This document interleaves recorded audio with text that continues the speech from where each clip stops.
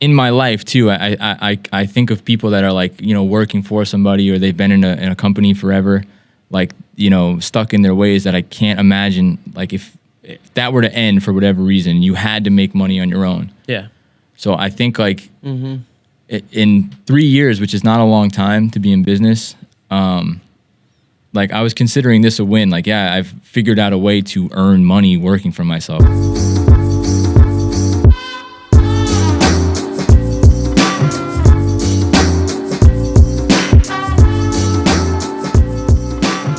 Hey everybody, my name is Tom LaFaso. This is the Follow the Winners podcast. Today I'm with a special guest, Ryan Coyne.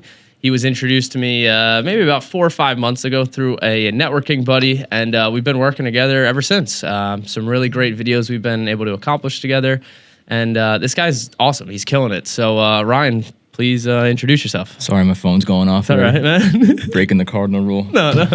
Hi, my name is Ryan Coyne. I'm the owner of Ready Roof, residential roofing company. Been around, this is our 3rd season. I would say 3.5 years so far. Yeah, man, just grinding. Yeah. Figuring it out as I go. Totally. I'm going to be a dad any second, so Yeah. if this phone goes off, I'm going to keep checking throughout this whole thing. You can leave it on for that reason. I don't care. Yeah. So tell everybody, like, who you are. Who is Ryan? Who am I? I would say I'm a tradesman that kind of fell into roofing. Family was full roofers, uncle, father. I feel like my whole family is either in trades or in a union, like most, Yeah. Irish immigrant families. The blue collar. Yeah, very blue collar. No college graduates, I don't think, in my family, at least in my immediate family. Yeah. Gave college a shot. It wasn't for me. Where'd you go? Suffolk. Yeah. Prestigious. Yeah. No, I mean, it's good, man. At least you don't waste money. Yeah, well. Couple grand. Yeah, exactly. Paid cash. You know what I mean? Yeah. Yeah, man. Always wanted to work with my hands. I was, as a teenager in restaurants and stuff. And after I turned 19 and started framing. Mm-hmm. I did that for 8 years and kind of dabbled in other stuff. I tried general contracting. You know, I had a partner for a while. We had a falling out. Mm-hmm. But yeah, always in trades, always worked with my hands. And yes, for some reason, like roofing, I saw how lucrative it was, to be honest. And just like in the back of my mind, I actually tried to do it with my partner at the time, saying like, hey, we should just open like a roofing division of this general contracting thing that we're doing. Because we were doing like everything, framing, bathrooms, kitchens, extensions. Yeah. And we ate shit. Just like, we couldn't figure out how to make money. And then he, I won't get into that, but he, we had a falling out. Yeah. For lack of a better term. Yeah. And, yeah, I did like a little bit of soul searching, did a little bit of digging. How old were you at this point, though? I framed from 19 to 22, and then I kind of went nuts, and then I just traveled around the country. I like drove around in a Honda Civic. What's up? Yeah, no like real plan or direction, just kind of went. I'm super jealous, actually. yeah, so that was cool. Yeah. I did that. I kind of focused a little more on like showing off the fact that I was doing that, like on Instagram and stuff, Yeah. as opposed to actually like doing it. Yeah. If that makes sense. Yeah. I understand what that's like, but that's kind of just like the generation we live in, Yeah, you wanna. it's a sign of the times. Yeah, you want to show off. I would be more concerned with like posting a picture at like Big Sur, California, than just like looking at Big Sur. You know what I mean? Like that kind of thing. Mm-hmm. I got back to New York at 22 after like 4 months of doing that, and immediately, like obviously, I had no more money at that point. Yeah. I went to work for my uncle, and that's when I learned. So I had at that point under like 4 years of framing under my belt, and then I started working for my uncle doing like general contracting. We did everything, like the guy, old school, typical blue collar guy. He did everything, I guess his background was roofing for the most part. So that was the first time I ever did a roof. Him and my father actually were partners years ago, and they say, don't work with family, obviously. So they, that didn't last long. But, yeah, so I did that, and then while I was working for my uncle, my old boss that I was framing for, he called me. He's like, "Hey Ryan, do you want to start something together?" Like, and he offered me a salary at the time was like tripling what my uncle was paying me. But I learned a lot with my uncle, just because all I knew was framing. I didn't know how to do trim. I didn't know how to hang a door. I didn't know roofing. I didn't know any of that. So I did learn a lot in like the year and a half I worked with him. And he just offered me a crazy salary, and I was like 22 at the time. It was more money than I was ever making in my life. Yeah. So yeah, we went in like 50-50 partners, and then immediately he was just like my boss. And I was young, I was maybe too young to be doing that. Where like I got cozy.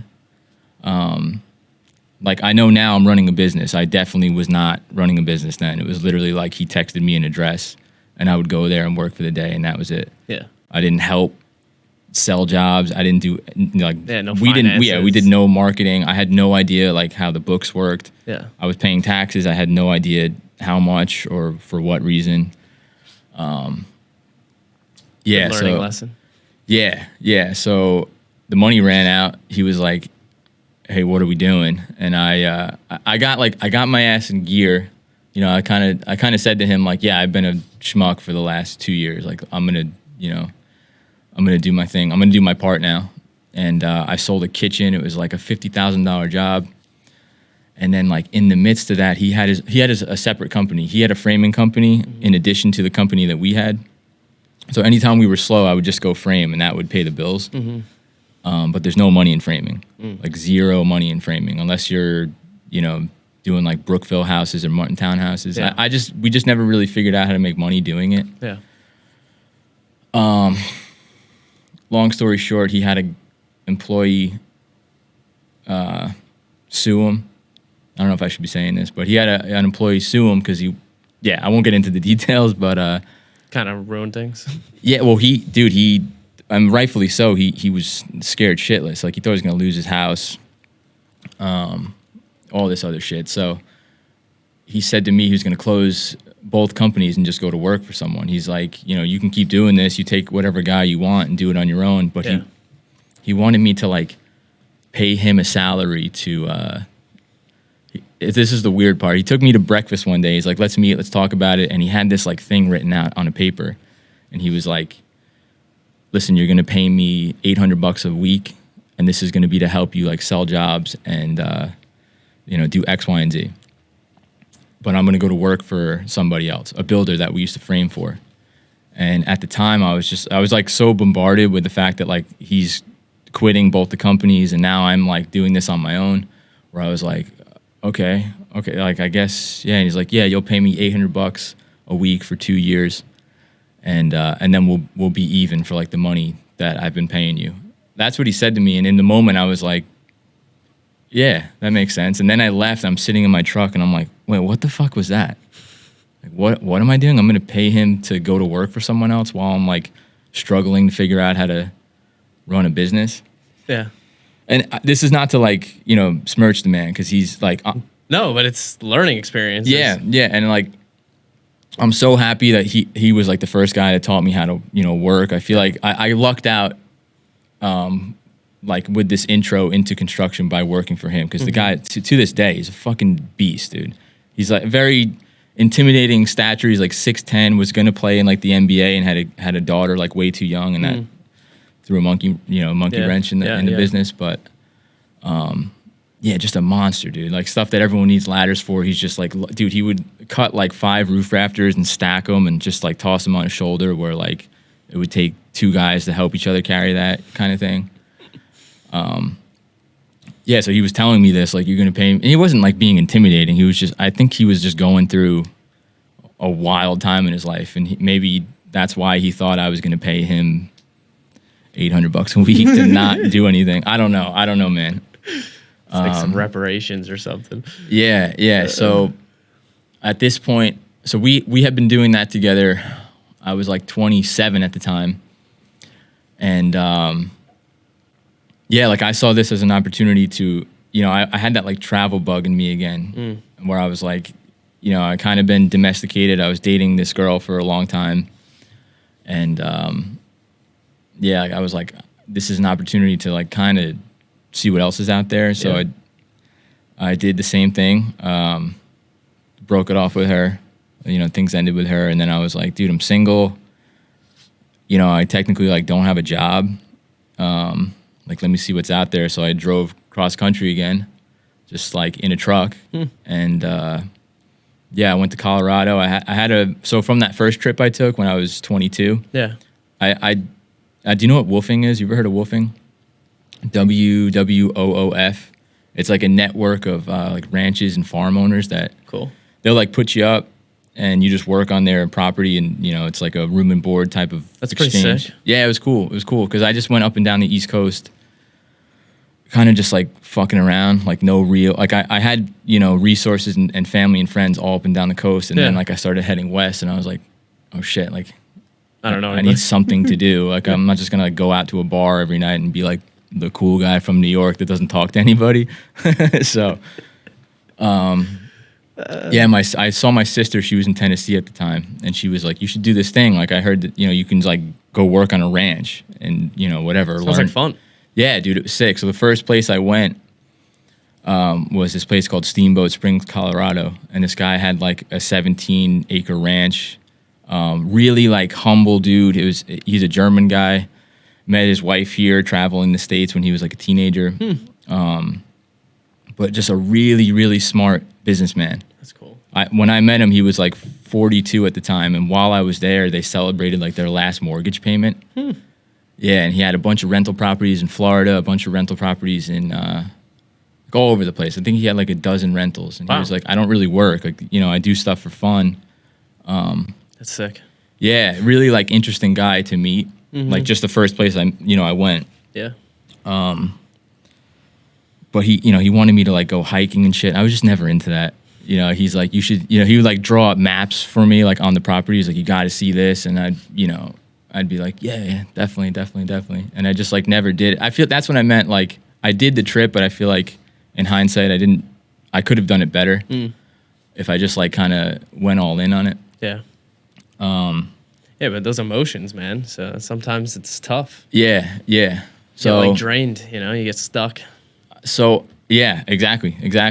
So I met him right the first time I took that trip. So in the back of my mind, I was always like, I have a resource in Colorado. So if I can kind of like pick up and start over if I wanted to. And that was the plan. I went out there to be like, I could frame. I know I could. I knew a trade where I can make money anywhere. Yeah. So yeah, I contacted him, and he put me in touch with a couple of guys. I went and met him. Actually, this was like December of 2019, I guess. And I don't know. I went there, and then I kind of thought like, shit, do I want to live in Colorado? Do I want to like start over again? Like, could I go further west and do this in Cali? Like, who knows? Then Christmas came around, so I went back home for Christmas. And it was just like a weird limbo kind of thing. And I was doing a little bit of jiu-jitsu at the time and Muay Thai. And after a class one day, I was talking to one of the coaches, and he was like, dude, you should just go to Thailand. Like, you're single, you got some money saved. Like, that's a great place to figure shit out. Just book a one-way. And I was like, okay. Did you go? Yeah, that's what I did. So this was... Damn, bro, that's sick. Well, I had that conversation with him in January of 2020. Yeah, because it was right before COVID? Yeah. So I booked a one-way. I left early February. Yeah, dude. I went to fucking Thailand, and I was gonna just train Muay Thai, like Thai kickboxing. Yeah. I trained a little Muay Thai years ago. It's fun. It's the best. It's crazy. The Muay Thai kick is like. Yeah. They used to tell me like, bro, if you're gonna get into a fight, just kick. They would call me tree trunks. That was my nickname. Just chop the legs. They were like, bro, just kick if you get into a fight. I'm like, okay. Yeah. Yeah, so I did that. Ended up in Thailand. That's sick. Yeah, I stayed there a month. I renewed my passport and stayed a second month, and then we're into like March at this point. So I've been in Thailand for like 2.5 months. The second month kind of got weird. like COVID was like, people were talking about it, and then like the gym that I was training at was like, hey, we're gonna shut down for a week. Saying like, the story, like just to Little by little happen. See what's going on, and then it just started to get like weirder and weirder, and then it was like, all right, we're actually not gonna open for a little while. So I'm there like 2.5 months, and the Prime Minister of Thailand like went on the news and was like, dirty Caucasians brought the virus to the island.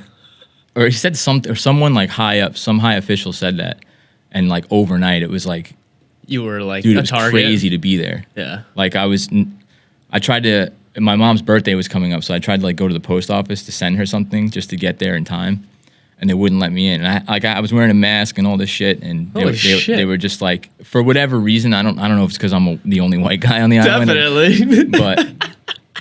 Yeah. You see a Caucasian guy, they're like watching TV, and then you walk in the door. Yeah. So that's awesome. it just got weird, man. Like the police were. So I was renting an apartment the second month for like nothing. It was like $300 American dollars for the whole month. That's sick. But the police were knocking on the door and they would like go in your apartment and like check how much food you had in your fridge to see if like you could withstand a lockdown if we had like a 2-week lockdown. Holy shit. And like, there was like roadblocks where they would check your temperature with a gun. And like, I never had a temperature, but I don't know what the fuck would have happened like if I did. So I was like, all right, I need to get the fuck out of here. It just got like too weird. Yeah, that's sketchy. Yeah, dude. So I came home. That was April 7th. I got home for my mom's birthday, like surprised her. Oh, that's cool. Yeah, it was cool. And yeah, bro, just lost my mind. Like everyone else. I got home. COVID was like, that was peak COVID. We're like lockdown COVID. Yeah. And had no plan at all. Yeah. But like when I was there, I had, I was alone. I had like all the time in the world to, figure out whatever I was trying to figure out.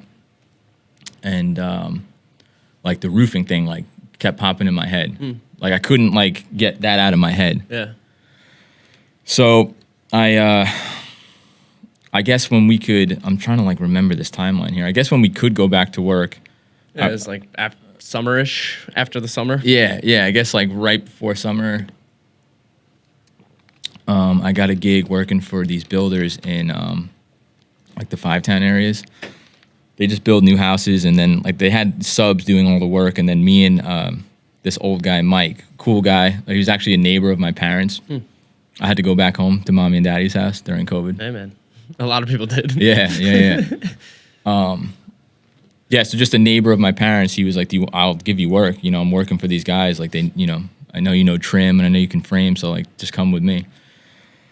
I was making like $235 a day, which was like a pay cut for me, based on like, I felt like I was, I knew my shit. Yeah. I'd like to think so at least. And yeah, dude, just driving from Ronkonkoma to like the Five-Town area every day, I was just like, I had time to like, it was cool because there was no like policing. They kind of just gave us a task, and like him and I would split up, and I would just work by myself. And it was kind of cool to just, like, no pressure. I didn't have to think about like, all I thought about was whatever was the task. Yeah. So I started listening to Bigger Pockets podcast. I was listening to like intro business books, like, audio books, like Rich Dad Poor Dad, like, all the intro shit, but like things that I think everyone should read or listen to. Yeah. And Think and Grow Rich, Napoleon Hill. Yeah, that was one of them too. Yeah. Outwitting the Devil. So yeah, I just had, I was basically doing that for like 6 months, just like kind of developing a plan. And I felt like I didn't know what it was, but like I felt like something was going to click. Like I could literally feel that like something was coming together. And dude, it's just like the roofing. That, I swear that was like just in the back of my head this whole time. And there was just one day where he was driving, and he was, I don't know, talking about whatever the fuck he was talking about. And I had like a pen and paper, and I was writing roofing company names. And the first one I wrote was Ready Roof. And I wrote some, the other one was like Instant Roof. And then I was like, all right, this is getting kind of corny.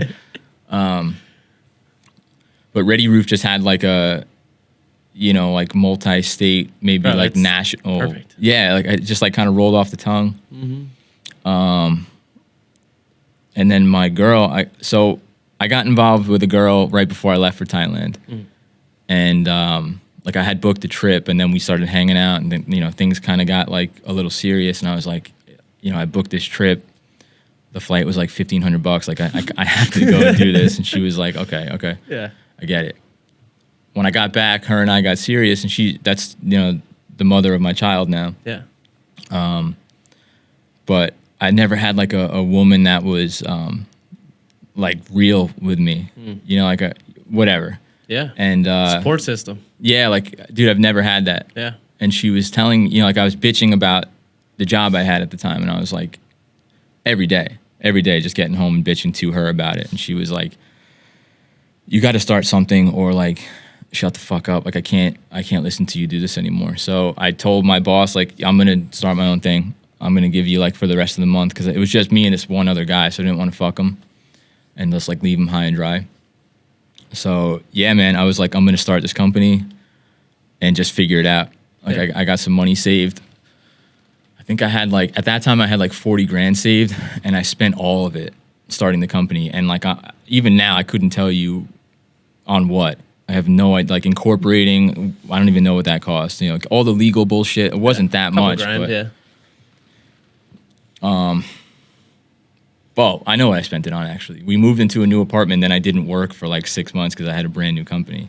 So, sorry, there you go. That's what you have to do, though. I mean, I've said it on this podcast before. When I started my business, I quit my job and I had 10 grand to my name. And I was like, I have 90 days until I'm broke. That's as much as this 10 grand is going to hold me out for. 90 days, that's all I got.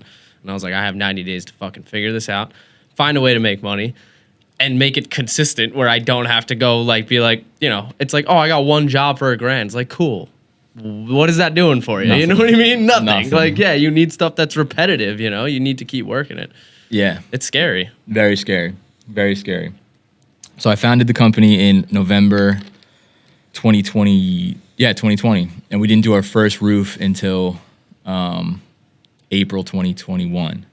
So yeah, for 5-6 months. Which kind of makes sense though, because like, who the fuck's doing roofs in November and December? Yeah, it was the time of year, and it was also like, who the fuck is Ready Roof? Yeah, you know, like this company. You could and you're see in how COVID. Yeah, but it's a good time though, right? I guess at that point to get started, because a lot of people were starting to look at their houses more and stuff like that. True. Yeah, everyone says that like the numbers were all inflated for 21 and 22. Yeah, a lot of people say that. Who knows? Who knows if that's accurate? Yeah. I guess it is. Yeah, you're right. People were home. They had, you know, money from the government, even though it was whatever it was, $1,200 or more. Who knows? Yeah. But yeah, man, that's how I started. And then I had, luckily, my girl had a good friend that I actually knew from like years ago, but we never really talked. But I knew that he was, you know, an entrepreneur and he was a businessman. And she was like, you got to meet my friend James. Like, you know, he does this stuff. And I actually met him. You know, we went to his house and he immediately like took a liking to me because I showed that, you know, I want to be an entrepreneur and I want to be a business owner. I don't want to get a fucking job for like PSEG or, you know, I don't want to work for anyone anymore. I can't do that anymore. I hear you. And yeah, so he was like my first mentor. And like to this day, we talk every day on the phone. He's like one of my best friends. Yeah, man, he helped me a lot. And he was in it for, I think he's been doing it for like 12, 13 years, ate shit for like 7, 8 of those years. So I feel like you need people like that to kind of like bypass those really, really shitty years. Or at least, you know, I think no matter what, you're going to go through the beginning, you know, entry level stuff. It helps.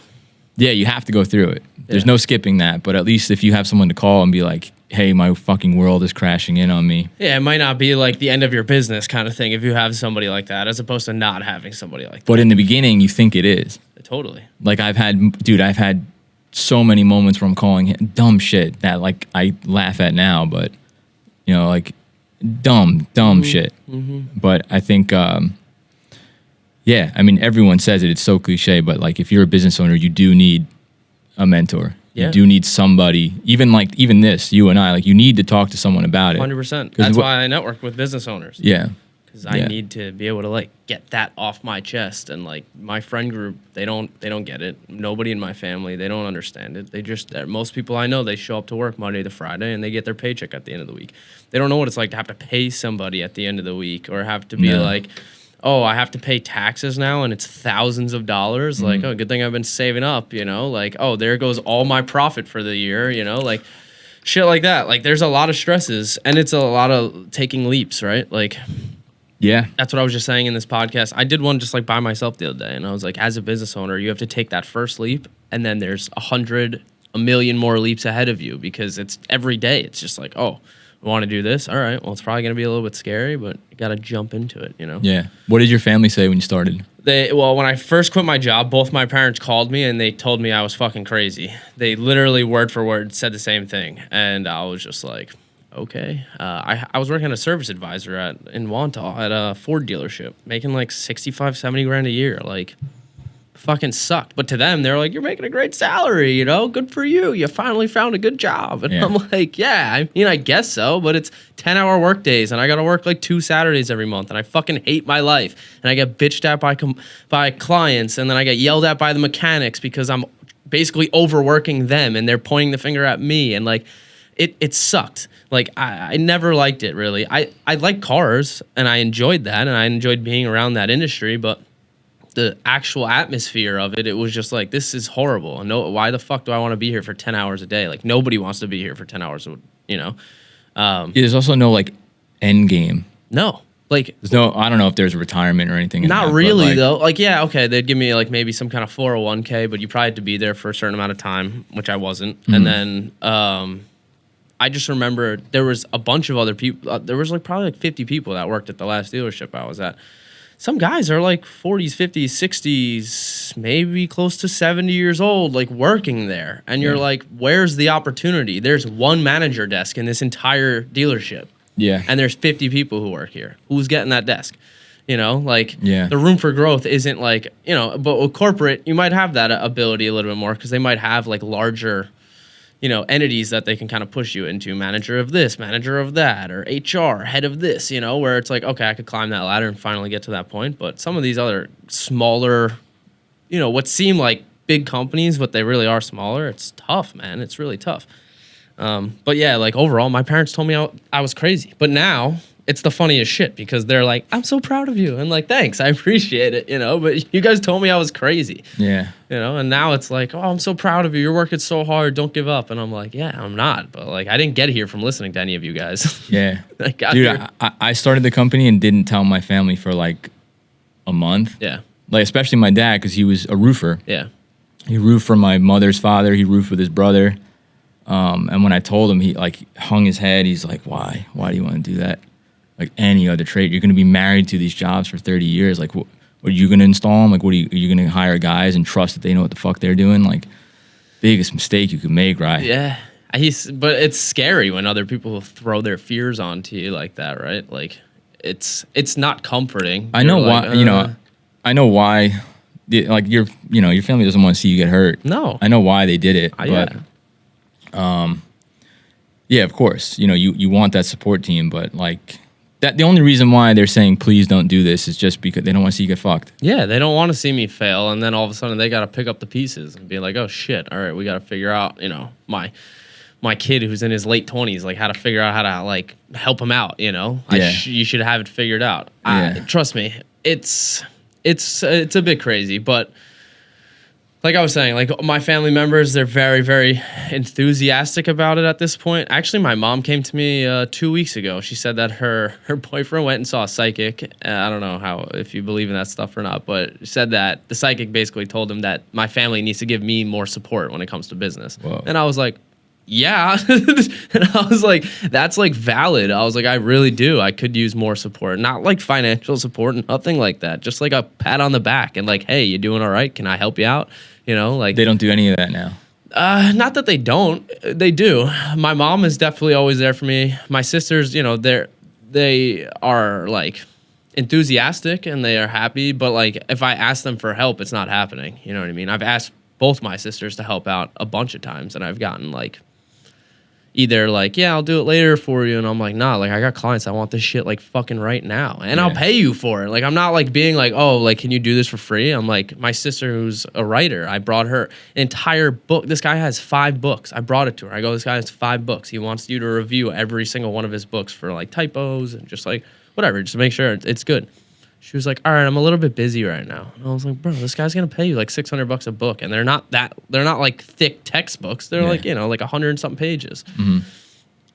But I was like, whatever, But I've been told that, like, don't go to your family if you want help for shit. And I mean, you even said it, like with your dad, like it's tough sometimes working with family members. They just might not always see it the exact same way that you do.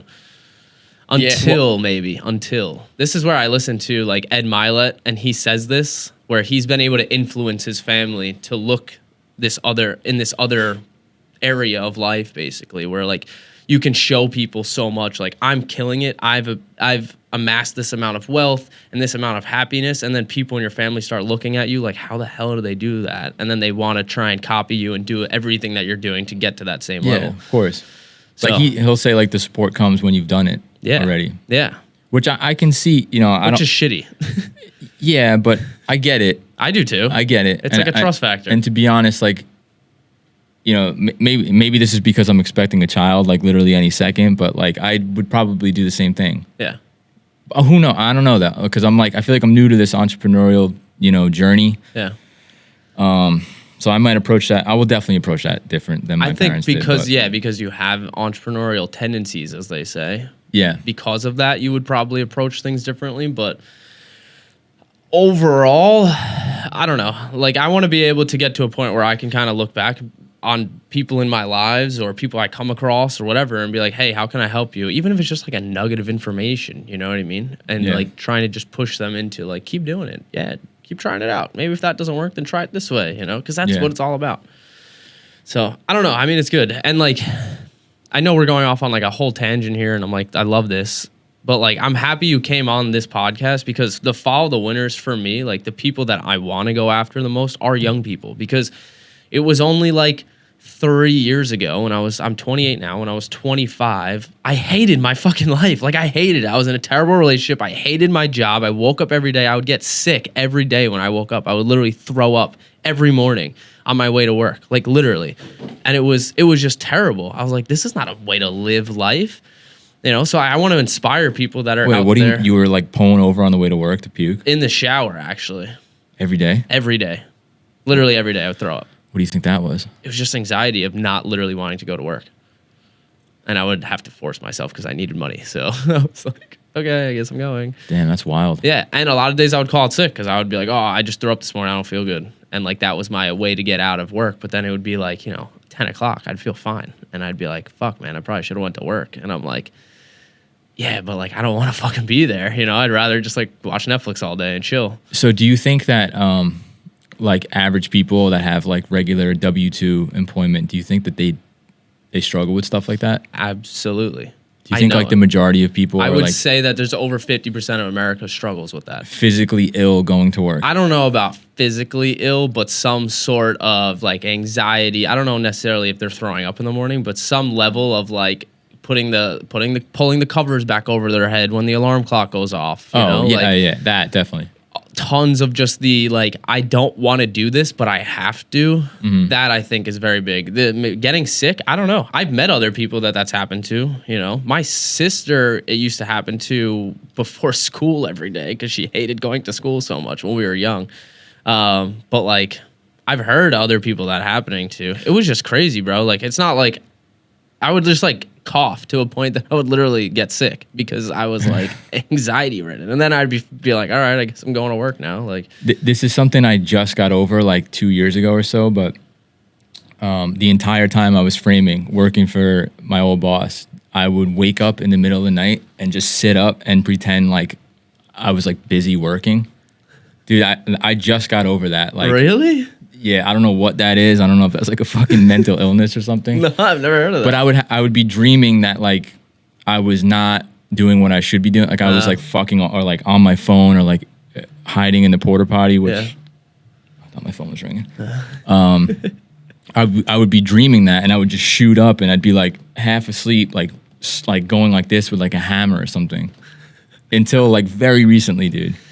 I think that it just has something to do with like, because I've had similar experiences where like after I used to sell cars at Honda, and after I worked there and selling cars, like I used to have so many dreams of myself selling cars after that, because I felt like I was like fucking up on showing up to my job, that like my dreams were like making up for my shit work ethic that I had. And it was because like I wasn't happy. I had no purpose in my life. I didn't know what the fuck I was showing up for. Like it just, none of it made sense. So like that's why I felt like I had all those dreams, because it was just like I was just like, man, like I didn't give it my all. Like I should have given it my all that day. I could have been the guy making 6 figures at the dealership, but instead I was the guy making 40 grand a year because I didn't give a fuck. Yeah. You know, like that kinds of stuff. So I think that has a big play to it, you know? I mean, all right, so like we've kind of like jumped through actually a bunch of these questions without even really, like you spoke a bunch about your business, although I want you to talk about it a little bit more. I want to talk about like winning though, as opposed to like what we're talking about right now, like the winner mentality per se, and then like how. So I like to ask everybody about just any story or scenario in their life that they've won at. It could be like literally meeting the love of your life to, you know, winning a baseball game. You know what I mean? It could be literally anything. The first job I sold with Ready Roof, I was in the bedroom I grew up in as a child, like answering that phone call, trying to make it seem like I've done this 1,000 times. Yeah. Like the dude was like, yeah, I want to go with you. And I jumped up like a fucking dork. I went like the Breakfast Club, the last scene. I've been there, man. That felt like a win. Yeah. Like, and then I hung up the phone and was like, yeah, you dance around the room, bro. I know what that's like. It's the best feeling in the world. Yeah, actually, yes, 2 people called me that same day, like, I want to go with you, all from my yard sign. So that's awesome. That felt like a big victory. Yeah. I guess recently, big victories or a win. I hit $1 million in sales last year. That was a goal of mine. Which is huge. Yeah, you know, you hit it and it's like doesn't feel like anything. Totally. I guess, you know, I guess that's how most goals are. Because immediately I was creeping up in like the 900s, and then it was like when I knew I was gonna hit it for sure, then it was like immediately I set the fucking bar too low. Mm-hmm. I'm a loser. You know, like I should have went way higher. Like it doesn't feel good the way you think it does. Yeah. I get that. I don't know if you have a similar experience, but that was like what I thought was going to be a massive win, and I did it, and it was like, yeah, all right, I gotta, you know, now I'm working on 2 million this year. It's still, you know, just me, at least in like the sales or management. You know, I have installers, but I don't have any help otherwise. Yeah. Which that's a whole nother thing. That's definitely. Yeah, you'll get there. Yeah. Well, I mean, I'm there now, and I'm just like I can't let go of the reins, kind of thing. Yeah, it's there's a process to delegation and slowly trusting the people around you, and I'm going through it right now, man. There's some days I'm just like, why the fuck am I doing this right now? Why am I doing this? And I pick up my phone and I text, you know, my marketing associate or my video editor. I'm like, can you do this for me? Yeah, of course, no problem. And I'm like, why am I doing this? They can do it. Why am I doing this? You know? There are stuff that like, and I'm just a perfectionist in some of the stuff that I do. I'm like, I have to do this. If I don't do it, it's not done the right way. Yeah, I have that's like one of my biggest. Gotta get rid of that, you know. Yeah, that's my biggest hurdles right now, because I'm technically, like I'm a technician, you know, at heart. So when I'm seeing these guys install, like, my guys are great, and you know they do everything manufacturer specs. You know, I'm also a psycho that's standing over their shoulder, like filming the whole thing too. No, just good, man. People like that. Like I think anyone that gets a roof done by me in the next year, like when I'm still on the job, they're getting it for like way underpriced. Absolutely. For like the best bang for their buck, like best quality, 10 out of 10 quality control, owner on the site. Well, I've done other roofs with other companies, you know, filming and stuff like that, and bro, they're like, nobody's around. You're actually like there all day, you know? Yeah. Which is nice. But that, you know, that is short lived. You know, you absolutely. can't get to like 2, 3, 4, 5 million Yeah. doing what I'm doing. Yeah, no, absolutely. like but then you can hire a project manager or somebody to help you out in that sense, Yeah. That's when you start growing. So outside of like foremans and project managers and installers, I tried to hire like a supervisor. I think I was telling you that. Yep. It was a buddy of mine. You'll find the right person though. Yeah, it didn't work out. But to answer your question, yeah, I guess I don't know. Like, I guess it's important to like count wins when you can. I just don't think of it ever. I mean, I just like to ask people about winning in their life to see if they have had anything that they've just won at overall. The two examples that you brought up, I think, are great for anybody who like is like looking to start their own business and get into the entrepreneurial or just like try something, because there's a lot of like, it took you months to get to your first sale, right? And like, you remember it very well. I remember my first sale, and I remember the lady telling me yes, and then I was like, I didn't think of anything past the yes. I was like, what do I say now? How do I get this going? Like, what's the next process here? I don't know. I just thought of like the, hello, my name is Tom, and I do videos, and that was it. Like, but once you get past that, and once you start getting that business coming in, and you're in your room and you're fist pumping the air, you're so excited, man. Like, it's the best feeling in the world. Like, there's not a drug that would give you that feeling. Like, literally, if I could bottle that up and drink it every day, I would. Which to the point I do. I go out there and I hustle and I find new leads and new people. And every time you get that sale, bro, it's like you relive that feeling. It's short-lived. It's very short-lived. That's one of the things that a lot of people don't tell you, is how short-lived that like little winning moment is of like capturing a sale or a lead, and you're like, yes, this is gonna be money, and then it's like, oh wait, now I have to work now. Like now I gotta do the job, okay? Or then that's over, and you're like, okay, now I gotta go find the next one. Yeah, that first job I got, my guys didn't show up to.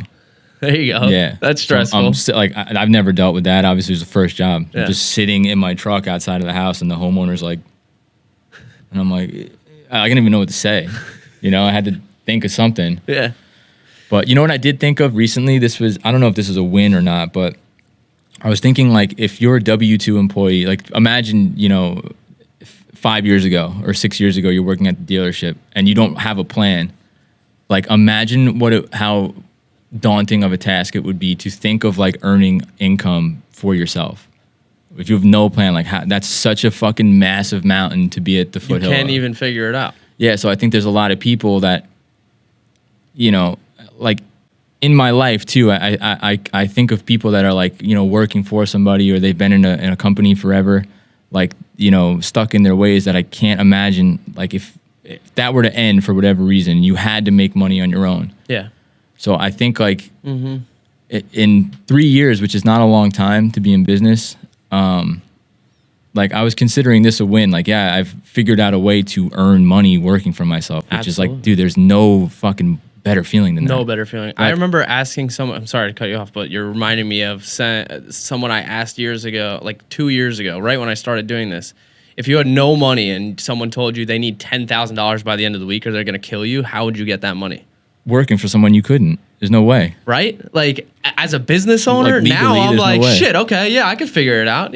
I call everybody in the fucking all on Long Island. Yeah. But you would just like reverse engineer that dollar amount and say, like, I need to sell, however many roofs, I need X amount of leads. Yeah. Like, it's easy to do that. When you have something that makes you money. But when you show up to a 9 to 5, you're like, I can't make 10 grand in a week. It's going to take me 2 months to make $10,000. If your transmission blows and you need a car in 2 days. Yeah. And you need to pay $6 grand, like, what are you going to do? Yeah.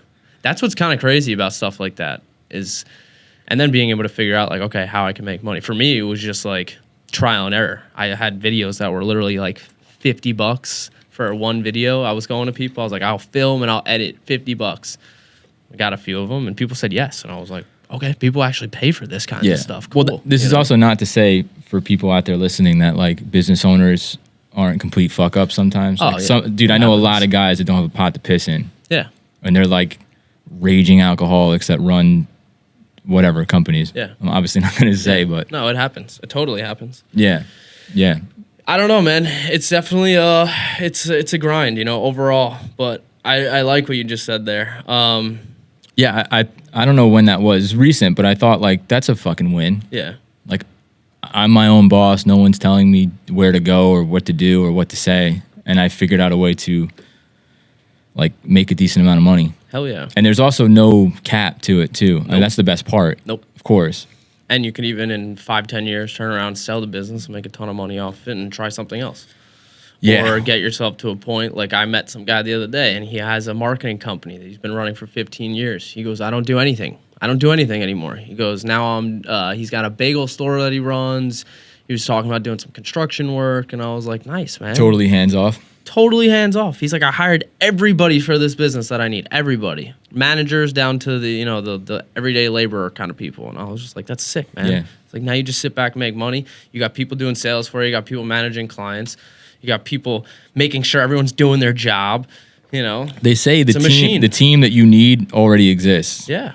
You just have to find them. You got to find them. I mean, it's definitely not easy to find those people, but depending on your industry, right? Like in some industries, you just need one solid guy that can work with. Like, remember when I worked at Honda, they would even tell. I was like the lowest guy on the totem pole there, but they were like, we still need guys like you because we have guys who sell 20 to 30 cars here, but we need the guys who still sell 10 cars because that still gets us to our number at the end of the month. Yeah. We might have 10 guys that sell 10 cars and 2 guys who sell 30 cars, but that's the name of the game.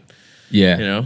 There's also a weird thing. I don't know if you've noticed this, but from like a business owner's perspective, like there are people that are not going to excel and they're not going to move up, but like those are crucial parts to the company too. 100%. So like I was that guy at some point. Yeah. Where like someone saw me as like, yeah, Ryan's going to get to this point and that's about it. That's it. So like I feel like that is the majority of people that are existing right now. 100%. Yeah. The NPC, as we call it. Yeah. Yeah. The non-player character. Just people who just want to just show up and go through the motions. Yeah. Like those are the people that are like throwing up in the shower before work. 100%. Like, but that miserable. was literally me, bro. Like, and that's why I want to be able to push that so much because it's not me anymore. Like, I wake up, I'm motivated, I'm up early, I'm working out, I'm right on my computer, checking emails, calling people, working all day. Like, working till midnight if I have to. And like, I love it. I know this isn't going to be my life forever, but like, if you knew me 3 years ago, like I remember I ran into a guy that I sold cars with and he was looking for a videographer and it bothers me. This actually bothers me to this day. Was he still selling cars? He was, but he started his own business and he was crushing it. He was actually in the Forbes magazine because he was crushing it. And I was like, dude, nice. Sick. And he was looking for like a personal videographer to follow him all around the country, even the world in some cases. And like, damn, he's killing it. And he had like a Snapchat show, like really cool stuff. And like this guy was awesome. We got along really well. This big black dude and like just like overall a nice guy but tough. Like he was like a little intimidating per se. And then I remember this is like whatever 3 to 5 years later. I see he puts this up on Instagram, like looking for a videographer. And I hit him. I'm like, yo, perfect. This is what I'm doing now. Like this is only like a year and a half ago probably. He was like, all right, I had to drive out to Jersey to meet him. And I was like, yeah, man, of course. I'll fucking go anywhere. Like, yeah, whatever. So I met him. I was at his office for a no joke 15 minutes. I drove all the way to Jersey for a 15-minute like interview. And I was just like, this is so stupid. But during that interview, he said to me, he was just like, oh yeah, man, I remember your work ethic. And I was just like, that's fucked. But that was my reputation there. That was the person I showed who I was. I didn't want to show up to work. I didn't work hard. I just lollygagged. Wait, I don't understand. Did he like invite you to Jersey to like to basically tell shit him, on you? Basically, is basically what happened. Whoa. Probably. But it was eye-opening in the sense where I was you guys like, like boys when you were working together? Yeah, we were kind of close, I didn't like stay in touch with him after. He wasn't one of those people I stayed in touch with really, but it was interesting, and it like made me think, and I was like, well, I'm not that person anymore. I'm not. I'm completely not. So it's okay that's how you still see me. Yeah. But everybody going forward, if I were to introduce him to the people who know me now, they'd be like, bro, I don't know what the fuck you're talking about. Like, Tom's the best. He shows up every time I call him. Like, he's killing it. Yeah, like, dude. I feel like I'm a completely different person than who I was in 2020. Yeah. But anybody can do that. That's the kind of the best part. Like, you're not sucked into that one person who you are. Like, you can wake up and literally just switch it. Like, it's just that easy. Yeah. It's just like a lot more work, and it's not comfy and like sleeping in and like watching Netflix all day. It's not, like, but it feels better. Totally. Like, I'm in the same boat as you. I'm up at like, dude, I wake up without an alarm. Yeah. Like before 5 a.m. most days. And then I'm working till like 11, 12 sometimes. And it doesn't feel like work. Yeah. And you said it perfect. Like that, you can't sustain that. you don't know how long you're gonna be doing that no. for. It's like obviously not sustainable, but No. for now, it's like this doesn't feel like work. I don't know how many hours that is a week, but it's a shitload, and it feels Well, if you good. compound it, like I worked for a B2B sales company years ago, and it was 12-hour days, 7 or 6 days a week. I think it was 6 days a week. Might have even been 7, honestly. I don't know. It was a fucking pyramid scheme. It was like one of my first sales shops. But like they always just say it, like you work, you know, whatever it is. If you work Saturdays every week, then you're working 4 more days than the average person. If you compound that, you know, in a year or whatever, you're working X amount of like over time. And then if you work extra hours, like if you work an extra 4 hours every day and then you times that by, you know, 365, like you worked several extra days than the average person, you know? So it totally like multiplies into these giant numbers that actually mean something. I saw Rob Dyrdek on some podcast saying if you wake up an hour earlier, you gain like 50-something days a year. I could be butchering those numbers, No, but I mean, it you makes get the sense. idea. There's 24 hours in a day, and there's 365 days in a year. So an hour a day, yeah, you probably would gain like a week. You know what I mean? Not 50. Yeah, you're right. Something like that. I'm not exactly sure, but like still, like Yeah, you get the idea. It's a lot, and Yeah, that's yeah. just 1 hour. You know what I mean? In 1 year. So yeah, I mean those little things. That's what I know has kind of gotten me to this point. Nobody knows. Like no one sees me working late at night. You know, crushing it, like getting shit done. Nobody knows this stuff. It'll just be like, you know, when people see me in 2-3 years from now, and they're gonna be like, "Bro, how the fuck do you do that?" It's like, well, if you saw me a couple years ago, you would have seen me grinding. You know. Yeah. That was like that guy I spoke to the other day with that marketing company. He said the same thing. He goes, bro, a few years ago, I was working 15, 20-hour days for weeks on end. He's like, Yeah. now people are asking me, how are you doing it? How are you going on vacation with your family? And how do you coach 3 teams and still show up to work? And it's like, you grind it at one point. Yeah. You know, I don't got to do it. I don't have to be 65 years old and be like, fuck, how am I going to afford this? Yeah. Definitely. I don't want that. I don't, you know, which is just terrible. So, I mean, bro, we've literally covered like everything that's on this already. So, and this has been like super, super good. One of the things I wanted to ask you was like currently what you're working on and then goals for like the future. Okay. Is there anything currently that you're working on? I know you have literally a child that should be conceived like within the next day or two, or maybe today if we're lucky. So like, yeah, that's a whole lot on your plate. But as far as like the business goes, is there anything that like you're trying to work on as far as like maybe even hiring people or whatever? My number one goal is to get into luxury roofs. I think I was telling you this.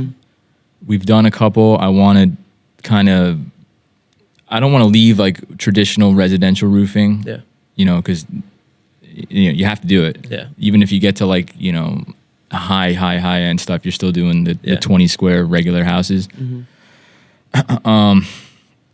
But yeah, like I said, man, I'm a carpenter by trade, and I'm like, I have maybe like to a fault, like way too much attention to fine detail. So I think I want to see like designer roofs, luxury roofs, maybe get into like full exterior space, not just roofing, you know, do like high end siding and stuff. I've been seeing, I was just at a house this morning that had, you would know the name of it. It's like, I feel like I'm only seeing upstate. It's like metal that they put on the roof. Standing seam metal. Yeah. Yeah. It's for like rain and snow, I guess. Yeah, I mean, it's like... Really for snow, right? It's like a 50, 60, 70-year-old roof. You know, you'll get like that long out of it, but Wow. you're paying like 4 times the amount. Yeah. So yeah, exactly. I want to get into that. Yeah. And not just... They look really nice. I think it's not... Obviously, they're bigger, you know, ticket items with higher profit margins, of course, but I think I just want to like build the catalog with cool looking roofs. Yeah. I guess that would be like, I don't know, maybe a year or two goal. Yeah. I think like...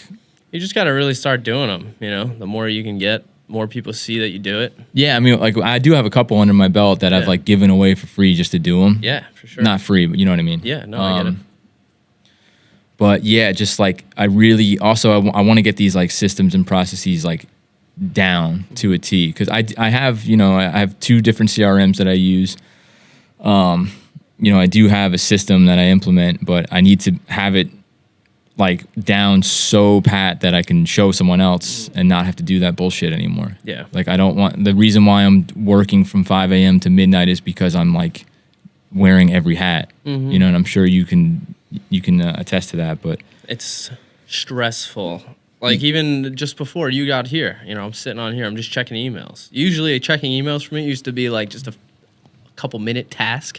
Now I have 2 pages of emails fill up in one day, and I'm like, holy shit. yeah, I'm clicking through. I'm like, oh, okay, well, this one, I don't have to answer this. I can just have this person do it. But I'm like, but I have to answer the email. So now I'm delegating the task, and then I'm answering the email. yeah, it's a lot, man. It's Yeah. a lot, and that's like any new business owner is going to experience that to some degree. But The CRMs and stuff are big, though. Any way you to need just 'em. keep yourself together. Like if I wrote everything down, I'd be screwed right now. yeah, I have to have it on like calendars and things like that.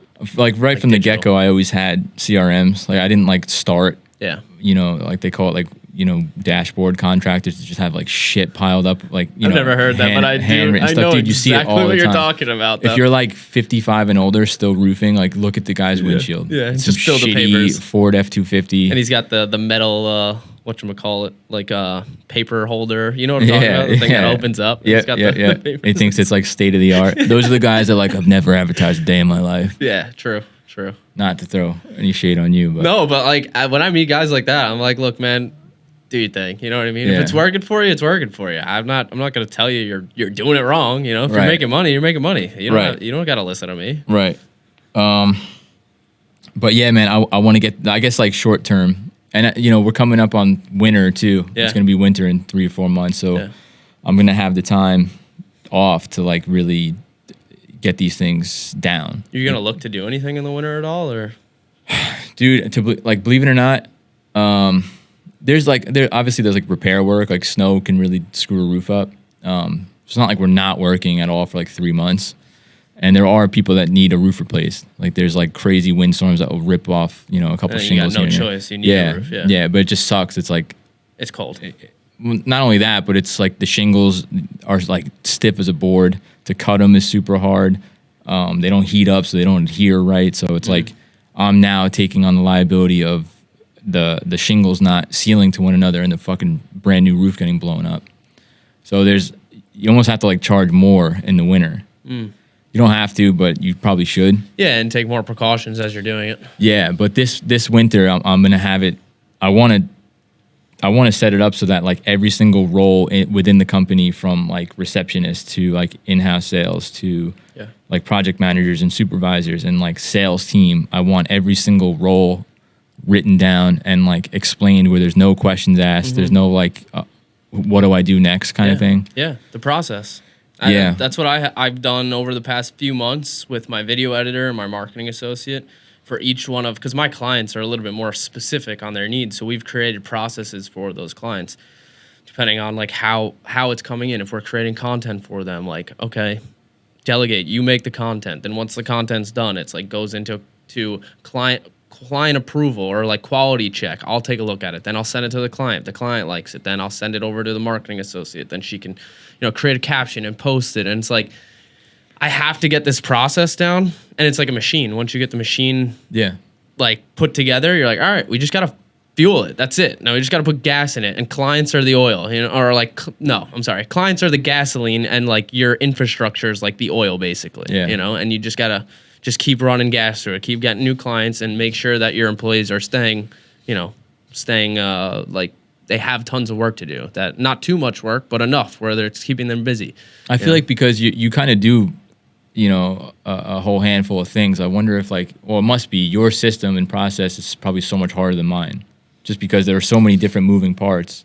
Like I do roofs. We like remove a roof and put a fucking new one on. Yeah. But I feel like that's why I was asking if you would consider that like a additional revenue and stream. With emails. Yeah. I mean, yeah. That's what I mean. Like, but it is. It's like I have like several businesses per se. It's what it feels like. Yeah. So I think like you sitting down and creating like a bulletproof system for that is way more extensive than like me doing that. Yeah. But it would just make things seamless for you. That's what I'm looking for. Is just things to be seamless and for like automated things to happen. It's I go do this and I don't have to be like on your case about it, following you. I'm like, here's the task, and I can walk away, and everything gets done.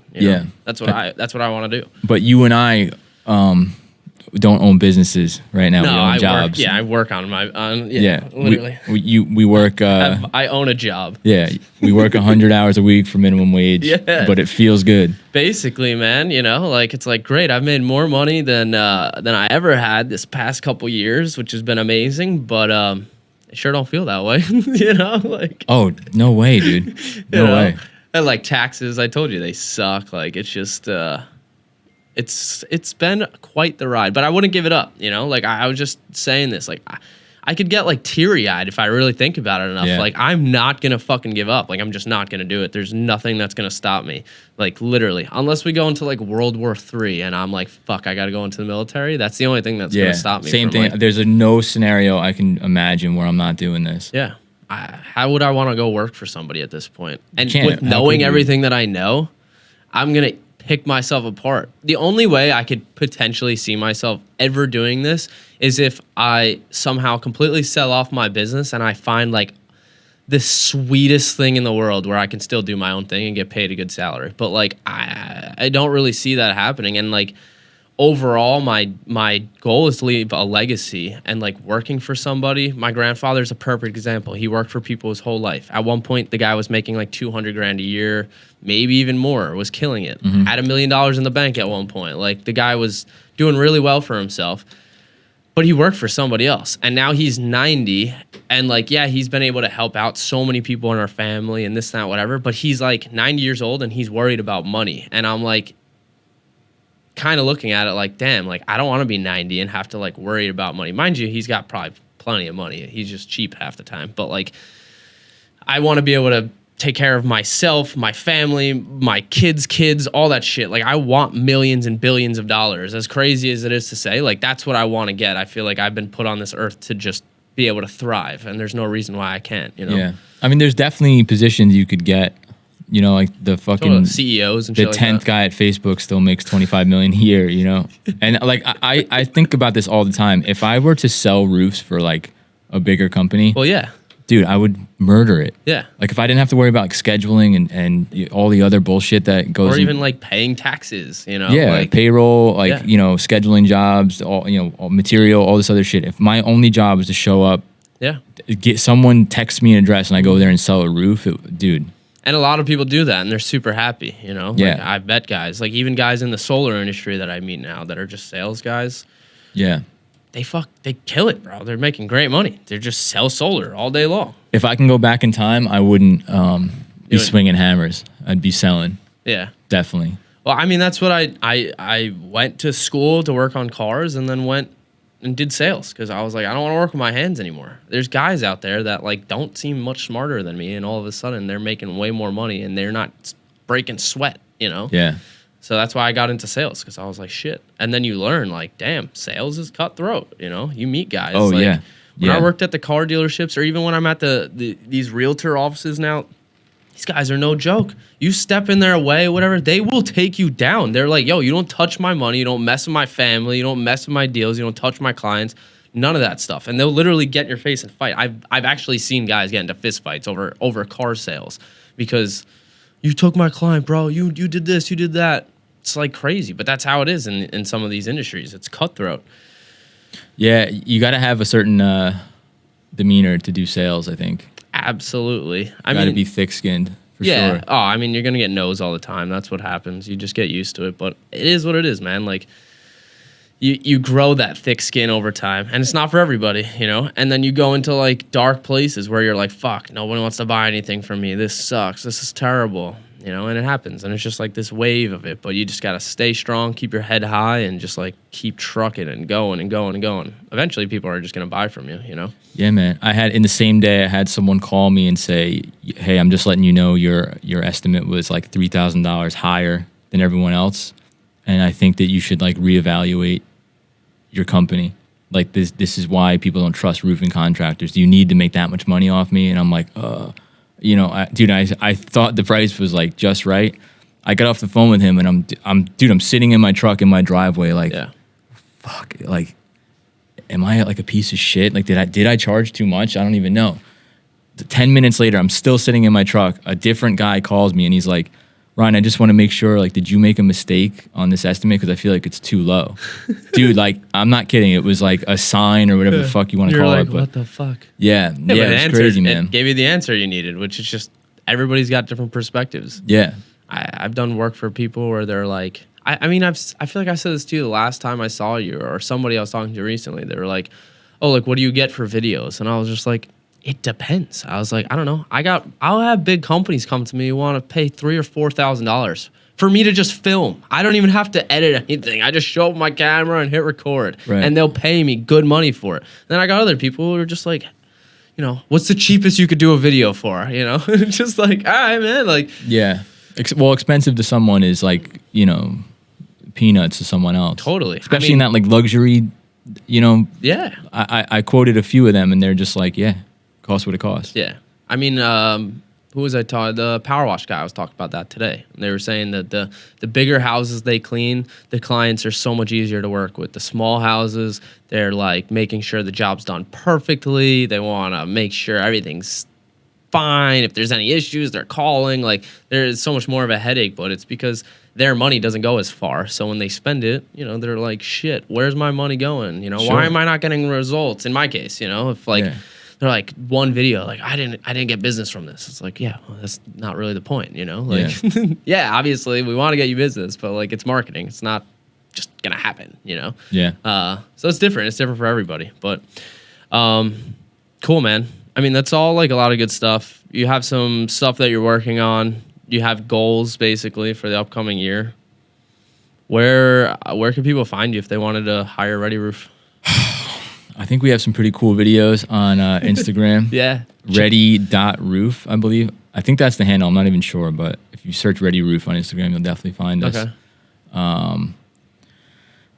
I do post a little bit on YouTube, not as much as I should. Definitely not as much as I should on Facebook. I would say, you know, Instagram is probably our best platform. And the website? Yeah, the website, again, you know, I don't know how useful a website is nowadays, aside from, I don't know, maybe you can... Very. You think it is? Very. Yeah. No, I know that it is. I just feel like, dude, I have not done anything with SEO. I have not done any website updates in, I don't know, 4 or 5 months. And like, I'm still getting Google leads. I'm still getting, you know, all the things that work in unison with the website. Yeah. I'm sure I would be getting more if I were updating that. I'm sure there's little things you can do, man. But as long as you are staying diversified in what you're doing. Yeah. And you see it coming in and you see it working. Yeah. You know what I mean? Like, yeah. Don't change it too much. Right. Well, anyway, the website is readyroofli.com. Cool. Perfect. Yeah, and I'll put it in the description below so everybody can you know, check it out and see what you're all about. But I mean, this has been a really good podcast. It's a little bit different than like the traditional Follow the Winners that I do, because every time I'm around Ryan, we just talk for like way too long, and I'm like, bro, I'm supposed to be out of here like an hour ago. You know, but like, it's great. We get along great. Like, we have very similar mindsets, which I absolutely love. And it's nice, like you said it before, like to just be sitting down with another business owner, understanding that we go through very similar things, even though our businesses couldn't be any further apart. Doesn't matter what it is. You know, no, it really doesn't matter. And like, it's nice. It's nice to feel like not completely alone, because I've had to ditch every single one of my friends and tell family members, no, you're completely wrong for having that thought process. Like, trust me, I'm right, you know? Yeah. And so it's nice to meet other people who are out there doing it. And like I said, especially someone who's young. Like, I want to inspire people who watch this podcast, and hopefully I can get like 1 million views on one of these episodes so I can like actually do some good, and people can be like, Tom, I watched this podcast, you saved my life, I tried something new. And I'm like, great, you know, keep going, don't stop. Yeah, this could inspire a W-2 employee to go off. I would love that. I would love nothing more. You know, when I hear like little things like that, people being like, oh, I just started this, or I tried this out, you know, or like even my little brother, who was like, told me he doesn't want to go to school because he saw what I was doing and he wants to try and pursue music a lot more. And I was like, look, man,